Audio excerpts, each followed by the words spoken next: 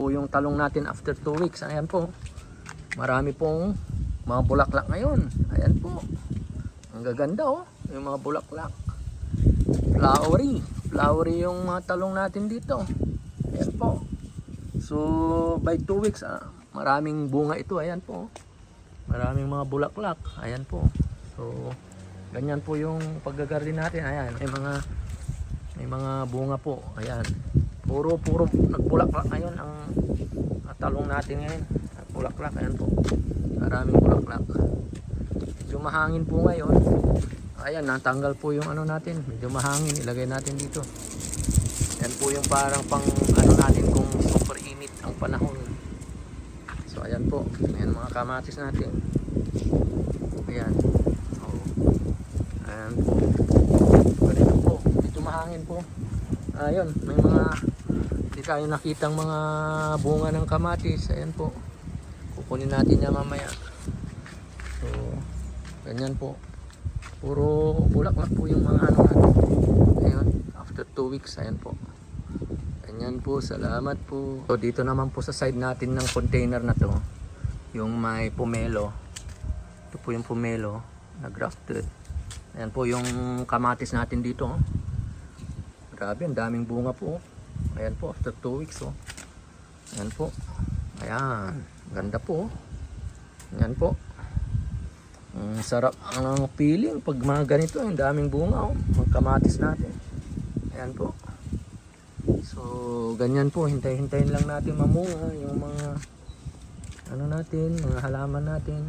Ayan po yung isa nating container na may kamatis at pomelo. Ayan po. So, ayan po, yung isang kamatis natin medyo ayaw nang mamunga. So may mga ganyan, no? May mga sa dahon-dahon. So ang gagawin po natin dito, sa baybayan niyo po, puputulin po natin. Very old na po ito eh. Puputulin po na po natin. Ayan, yan po dito. Puputulin po natin dito. Ito po, dito. Yan. Pinutol ko na po. Yan, pinutol natin na ganyan. So hayaan natin, baka ito, tignan natin po. Watch our vlog, baka ito magkaroon ng panibagong bunga. Na-try na po natin ito sa talong, namunga pa rin, pero tingnan natin sa kamatis. So ayan po, pinutol ko po. Ito po yung pinagputulan. Tingnan natin sa our next vlog. Maraming salamat po.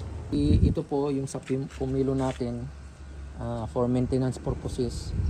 Tanggalin na natin yung ano niya, yung pinaka dulo niya para gumanon po yan for maintenance po. Tatanggalin ko na po.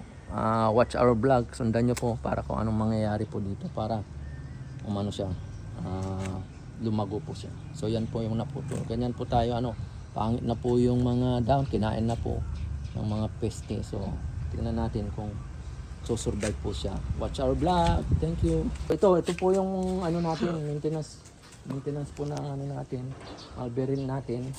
Alisin po natin yung mga dahon-dahon para mamunga po siya. Ganyan po. Ayan. Ganyan po. Yan po ang alisin natin yung mga dahon. So medyo matagal na proseso po ito. So ganyan po. Tanggalin natin yung mga dahon. Ayan po. Para mamunga siya. So ganyan lang po. Ayan. Tulad nito, tatanggalin natin. Ayan po. Kasi hindi na po siya namumunga dahil sobra na po siya yung dahon niya. Sobra na po yung dahon niya. So ganyan po. So ayan. Watch our vlog ha. Sundan nyo po para tingnan. Pag namunga to, i-vlog ko ulit po to. Maraming salamat po. Ito po yun, no? Tinanggal na natin. Ganyan po. Ayan. Tinanggal na natin lahat yung mga dahon niya. Tingnan natin po. Ganyan po yung nakikita natin. Ayan. Ayan po. So, tatanggalin po natin lahat yan para sa next na episode natin. Makikita nyo dadami yung bunga. Kasi yun po yung nakikita natin sa mga social media na tinatanggal nila na yung dahon ng mulberry na para umusbong yung bunga niya. Maraming salamat po. Ito po, alisin po natin yung mga natanggal na dahon. Ayan po. Lagay natin sa basurahan. Ayan po. So, yan po. Ayan po, yung ginawa nating natural fertilizer Gawa po ng banana yung mga sa mga banana ito po lalagay natin. Ayan po. Natural fertilizer po ito. Fermented na yung balat ng saging. Medyo mabaho po to kasi medyo matagal na. Pero gustong gusto ng halaman po ito. Mamumunga po ang halaman nyo dito pag ito ang ginamit nyo. Yung binabad na balat ng saging. Ayan. Mas matagal, mas maganda. Ayan na po ito. Ayan o. Ayan. Medyo may amoy po.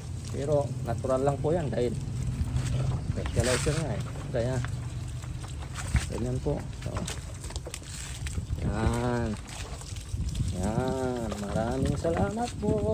Ayan po. Dilig po natin yung ginawa natin. Kaya para lahat ng itong mga halaman na ito parang anak ko na rin po yun. Ibigay natin lahat ng mga nutrients. Ayan po.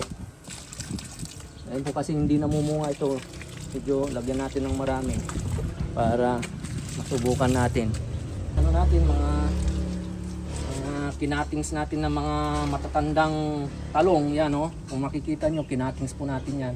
Lagyan natin ng fertilizer para mamunga ulit. Subok na po natin yan na kahit kinatings natin yan. Bagong cuttings po. Ayan o, medyo sumisibol na. So, ganyan po yung tayo mag-alaga ng halaman natin. So, ayan. Lagyan natin ng ito. Ayan o, may bunga o. Mamaya kukunin ko na yan. So, lagyan natin dito. Ako nahulog. Sorry po. Ayan, ganyan po. So, ayan. Lagyan natin dito. Ayan, dito si Kamyas. Pati yung laman ilagay na natin. Salamat po. Ito lahat po lagyan natin. Yan. Dahan-dahan lang po, sayang din yung yan.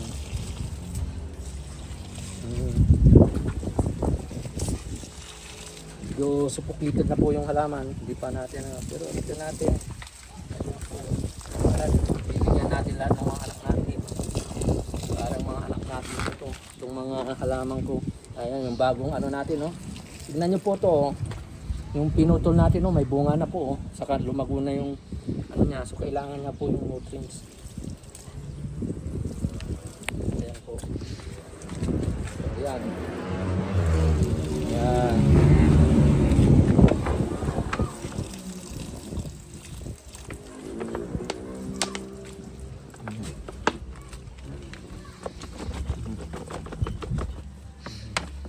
Lagay po natin dito.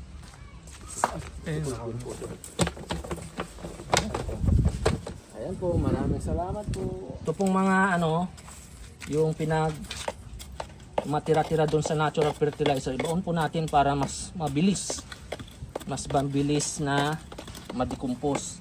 Ayan po, yan yung doon sa natural fertilizer natin. Ayan, nakabaon. Ayan, di gumanda pa yung natin. O yan tingnan nyo yung ginawa nating corn hub. Yan natunaw na po. Madali na pong matunaw. Last 2 weeks po yan.